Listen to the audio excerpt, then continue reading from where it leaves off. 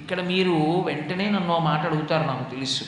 ఏమన్నా అమ్మవారు అంతటి మహాపతివ్రత అన్నారు కదా, మహాపతివ్రత అన్నప్పుడు భర్త యొక్క మాట వినడం కదా మర్యాద. భర్త వద్దు వద్దు అని తలకొట్టుకుంటున్న చోటికి పుట్టింటి మీద వ్యామోహంతో అమ్మవారు వెళ్ళవచ్చా?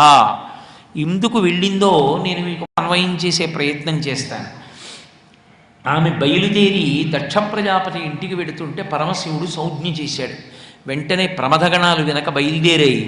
ఆవిడ జలకమాడవలసినటువంటి కస్తూరి జలాల దగ్గర నుంచి ఆమె శరీరానికి అలదుకునేటటువంటి వివిధ అంగరాగములు, ఆమె కట్టుకునేటటువంటి పట్టుబట్టలు, పెట్టుకునేటటువంటి నగలు, ఇవన్నీ పట్టుకుని ప్రమథగణాలు బయలుదేరారు. ఆవిడ దక్ష ప్రజాపతి ఇంటికి చేరుకుంది.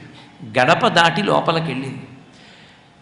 ఆ వచ్చినటువంటి పార్వతీదేవిని, అప్పటికి ఆమె పార్వతి కాదు, పర్వతరాజపుత్రి కాదు, దాక్షాయిణి సతీదేవి. ఆ వచ్చినటువంటి తల్లిని అసలు ఆమె యొక్క తల్లి అన్నదమ్ములు తప్ప దక్ష ప్రజాపతి కానీ సభలో ఉన్న ఒక్కడు కానీ పలకరించలేదు. ఎందుకు పలకరించలేదు అంటే, పలకరిస్తే దక్ష ప్రజాపతికి కోపం వస్తుందేమో అని ఎవడూ పలకరించడం మానేశాడు. ఎవరూ పలకరించకపోతే అది ఆమె అవమానంగా భావించింది. తిన్నగా యజ్ఞం చేస్తున్న దక్షుడి దగ్గరికి వెళ్ళి, ఏమయ్యా నీకు నా భర్త అయినటువంటి పరమశివుడి మీద దేనికి అంత ఆగ్రహం? నా భర్తని నువ్వు రకరకాల మాటలతో నింద చేసి మాట్లాడుతున్నావు. పరగ చితాస్మృకపాల జటాధరుడున్ పరీత భూచరుండు పిశాచయుక్తుడని శర్వు నమంగళుగా తలంపరెవ్వరున్ ఒక్క నీవు తప్ప. మరి వాక్పతి ముఖ్యులం మహాత్ము చరణ సరోజ రేణువులన్ సమ్మతిదల్పరే మస్తకంబులన్. ఏమి పరమశివుడు పనికి మాలిన వాడిని ప్రచారం చేసి మాట్లాడుతున్నావే? నీ తండ్రి చతుర్ముఖ బ్రహ్మ, నీ తండ్రికి నువ్వు అన్ని నమస్కారాలు చేస్తావు. పరేత భూచరుండు శ్మశానంలో తిరుగుతున్నాడని అంటున్నావు. శ్మశానంలో తిరగడానికి కారణం నీ తండ్రి అయిన చతుర్ముఖ బ్రహ్మగారు పరమశివుడిని వేడుకుంటే కాదా అక్కడికి వెళ్ళి ఉన్నది? పిశాచయుక్తుడని శర్వు నమంగళుగా తలంపరెవ్వడు. ఆయన శర్వుడు, శర్వాణి భర్త కనుక శర్వుడు. శర్వాణి అంటే ఈ పృథివీకంతటికీ కూడా ఆమె అధినాయకురాలు. ఆమె అనుగ్రహం చేతనే ఈ భూమి నుండి సమస్తమైన పంటలు వస్తాయి. అసలు ఈ పృథివికి ఉన్నటువంటి ఓర్పు అటువంటిది. ఆమె ఏమీ చేయక్కర్లేదు, ఆవిడ కదిలింది అనుకోండి అయిపోయిందంతే. ఇంత ఐశ్వర్యం. అసలు బతకాలంటే కావలసినవి అందులోంచే వస్తున్నాయి, సౌఖ్యం పొందడానికి కావలసినవి అందులోంచే వస్తున్నాయి.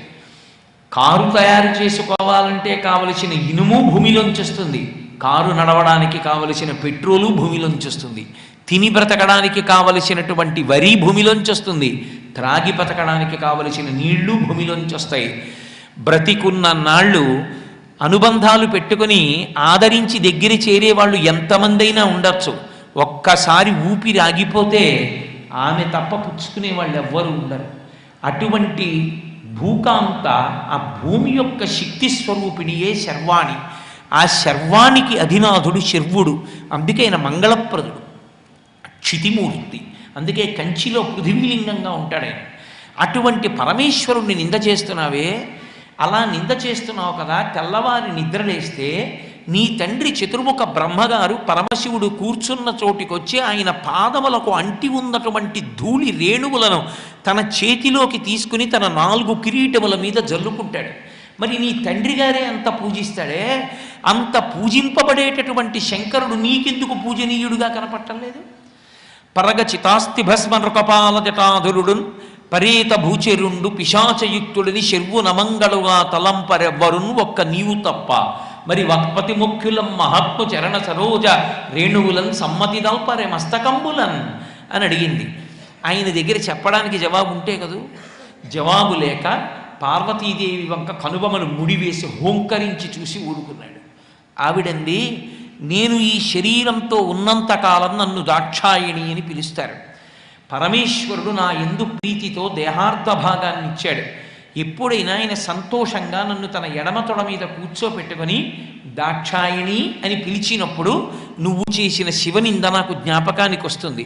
అటువంటి ధూర్తుడికి కుమార్తెని అని గుర్తొస్తుంది. ఈ శరీరంతో నేను ఈ భూమండలం మీద తిరిగినంత కాలం నన్ను దాక్షాయిణి అంటారు. అన్నప్పుడల్లా నీకు కూతుర్ని, నువ్వు నా భర్తని నింద చేశావన్న మాట గుర్తొస్తుంది.